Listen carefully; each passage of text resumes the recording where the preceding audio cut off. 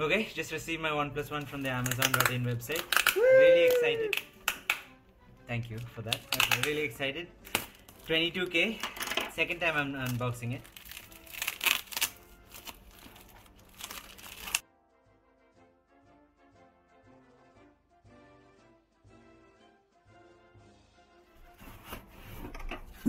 Yeah, I'm right. Okay, this is new.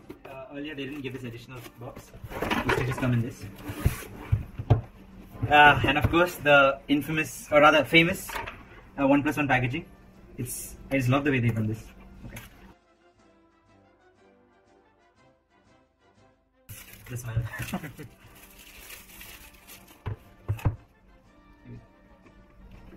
So I just pulled this one.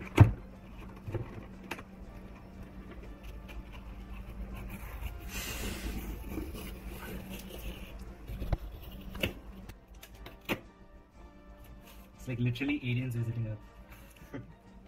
All they needed was smoke or fog.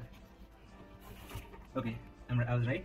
There's of course the OnePlus One packaging with a SIM placeholder and the Indian adapter. Of course, OnePlus One has to go for a flat ribbon. The packaging is different. Earlier it was in this way. Everything used to come taped together. It was a little bit messy. Anyway, I'm glad they shifted to this.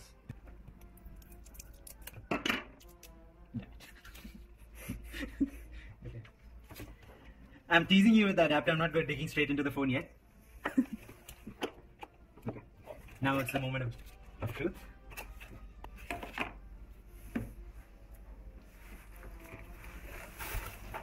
Dun, da, da, da, da, da, da. Okay, be done with the background music, please.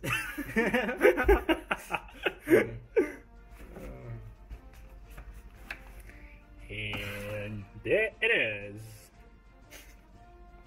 Red all over except for this one symbol of OnePlus One. I just love the way they go for this. And even for those lazy people who don't want to insert their nails, they given this additional tag to help you take out your phone for the first time. And of course it's got the new sandstone finish, unlike the earlier version in which it was a little bit smoother. However, I like the velvet finish better. I like this soft finish. Yeah. Here's the older finish. It's a lot smoother. Maybe you'll even notice it's a little lighter, the sandstone finish. The smooth finish is more like velvet rather than sandstone. Anyway, now they made the name a little bit more appropriate. If I'm not mistaken, this is the international version. Okay. And of course, when I take this off, underneath is the manual. Very firmly placed inside there. And of course, the charging cable, the flat cable by OnePlus One. And for those of you wondering what this is, it's of course the SIM extractor. Like it's actually a pin, which also comes packaged. Oh man, they've gone overboard with this one. You can just insert it. Push it into the hole to remove the placeholder and insert your actual SIM. This is the placeholder or slash adapter, and they've given another one as well. Okay, that's the end of the unboxing. Time to turn it on for the first time. Here we go. Okay. If I'm not mistaken, this is also new. They've given actual instructions for those who don't know that this is the volume button, power button, and the headphone jack up here. Oh, I don't want to ruin the OnePlus One startup, so I'm just going to take this off right now. If maybe you didn't notice, but the boot up was literally between 5 to 10 seconds.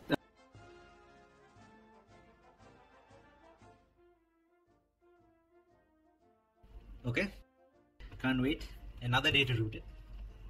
Okay, step 1, of course, power button, volume up to enter fast boot. Felt a little vibration, and as you can see, it's entered fast boot mode, and there's an Android symbol with the text saying fast boot. Now, step 2, plug it in. It's installing a driver right now onto the PC. Okay, not too long. Now I'm just going to try typing a command to make sure that it's recognized by my PC. Also, do you note that I've pre-installed the driver for my OnePlus One onto my PC? You can check instructions online to do that. Anyway, now it shows that my OnePlus One is connected to my PC because it's showing fast boot. Now I want to unlock my bootloader. So to do that, again, I just have to type one command.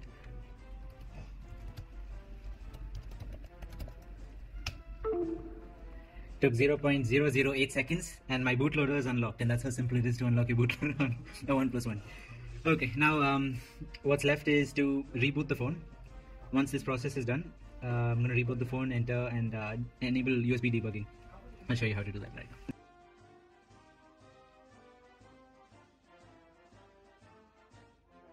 Okay, also do note that unlocking the bootloader will also cause a factory reset, so you lose all your system data, but don't worry, your SD card content should all be intact. Now you just go into settings and make sure you enable USB debugging. But for that you need access to developer settings, so you go and tap on build number a few times. It says you're one step away from being a developer, having developer options, and now you'll see that this is new and just pops up there. Entering there, you will find USB debugging. Make sure that's enabled. And if you'll notice on the PC that it installs the necessary drivers for USB debugging. This is the step where you definitely need to have your drivers for the OnePlus One pre-installed. Just check online for the drivers and install it before you start the process. Okay, now that we have that step out of the way, what we need left is to disable the CM recovery, because this what OnePlus One does is after any update or any installation of a ROM, it reinstalls its OnePlus One recovery, and we don't want that right now. So I'm just going to disable that before installing the custom recovery. So to do that, again, I'm going to turn off the phone.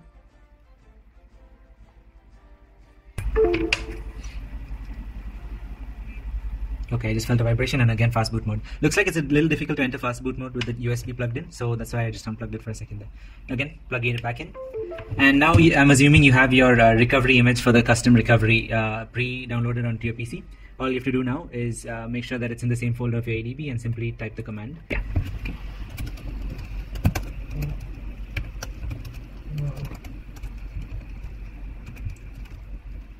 And make sure that the file name is the same as you've downloaded, recovery.img. Okay.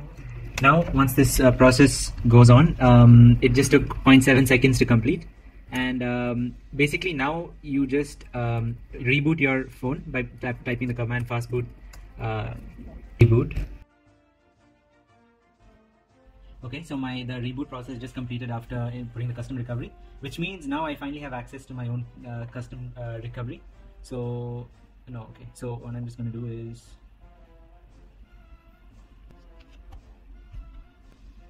advanced reboot, which will give me access to all those from my menu itself, so I can go straight into the recovery from here. It's really nice that all this is built in straight into the OnePlus One phone. No additional custom ROM required to access the recovery. Worst case scenario, you could simply hold the power button and volume up button to enter the recovery, but this is a little bit more easier and elegant way to get into the recovery. The recovery I've installed here is the Team Win recovery, and the first thing I'm going to do right before I root it is to back up my phone. I'm just going to back up everything here, and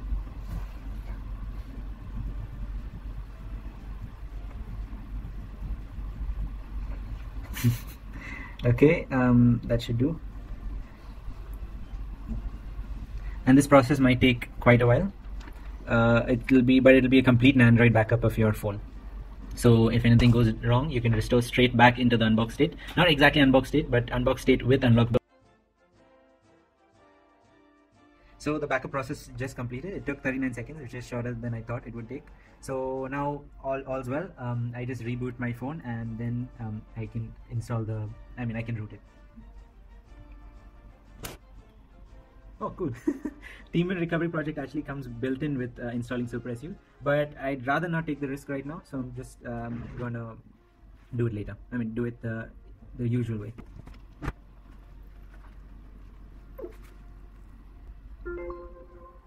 Okay, so my phone just rebooted after a complete Android backup. And so now I'm preferring to take the option of installing the SuperSU binaries through the PC rather than through the recovery, as you just saw earlier. So step one, of course, power down my device.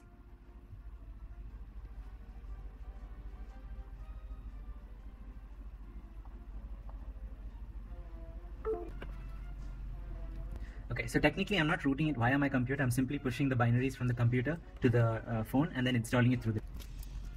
So to push the file, first thing I'm going to do is to type the command adb push, and it's actually all on the website. So, and then the name of the update file and the location. So the name of my update file currently is update supersu.zip.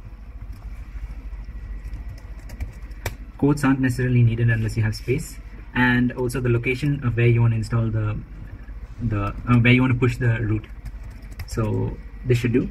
Now it's simply going to transfer it via the USB cable onto the phone. As long as you use command prompt on your PC, it should all work fine.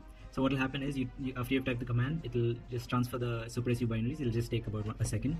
Once you've been done with that, you simply go on to the recovery of your phone, and if you're using TWRP, which is the Team and Recovery Project, then all you have to do is install, and then you navigate to your SD card and wherever you transfer the binaries. In my case, I just transferred into the SD card as you saw earlier, and you simply select the zip and swipe to confirm. I'm just going to do a signature verification just in case.